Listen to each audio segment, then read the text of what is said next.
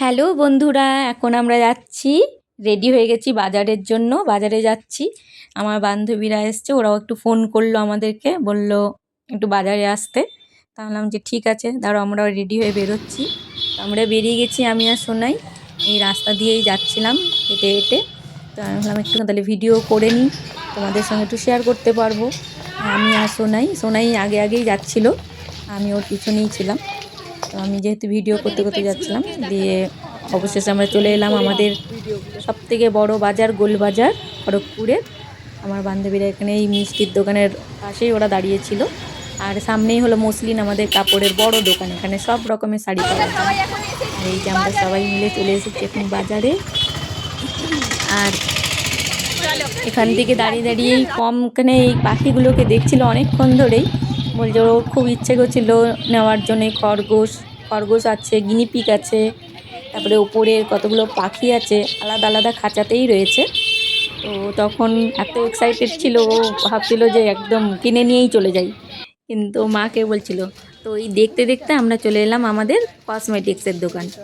এটা হলো আমাদের অশ্বিনীদার দোকান। এখানে ভ্যারাইটি রকমের যাবতীয় জিনিসই পাওয়া যায়। তো আমার পার্টসটা নষ্ট হয়ে গেছে বলে আমি ভাবলাম একটা পার্টস কিনে নিই, তাই সেই কিনতেই বাজারে এসছিলাম। তো ওরাও এসছে। এখানে সব রকম আইটেমই পাওয়া যায়, নেল পলিশ থেকে শুরু করে পারফিউম, সমস্ত জিনিসই পাওয়া যায়।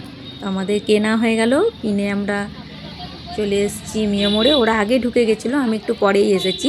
আমার ওইটা কিনতে একটু লেট হচ্ছিলো বলে ওরা বললো আমরা চলে যাচ্ছি ওখানে মিয়া মোড়ে।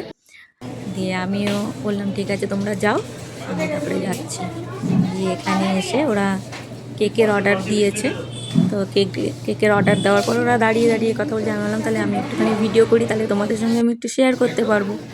আর এখানে দেখো কত রকমের কেক রাখা আছে ভিতরে, অনেক রকমের, ভ্যানিলা, তারপরে ম্যাঙ্গো, চকলেট রয়েছে, সব বিভিন্ন রকমের। আর আমরা এখান থেকেই ম্যাক্সিমাম সময় কেক নিয়ে যাই অর্ডার দিয়ে, অ্যানিভার্সারি হোক, বার্থডে হোক, সব কেক আমরা এখান থেকেই কিনি।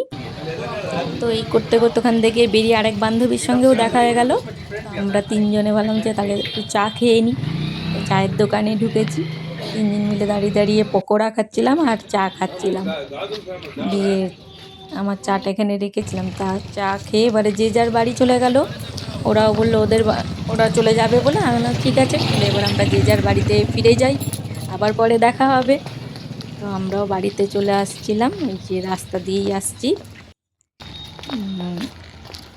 খুব অন্ধকার ছিল রাস্তাটা। তো অবশেষে চলে এলাম আমাদের নিজেদের বাড়িতে, পৌঁছে গেছি। এবারে ঢুকে গিয়ে গেটটাও বন্ধ করে দিলাম। হয়ে গেল আমাদের আজকের মতো ইভিনিং ট্যুর। ওকে, গুড নাইট।